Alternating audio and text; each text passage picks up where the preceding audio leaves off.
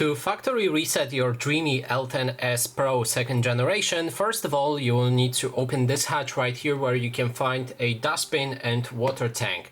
After that, look on those two icons right here. I will try to zoom in so that you can see.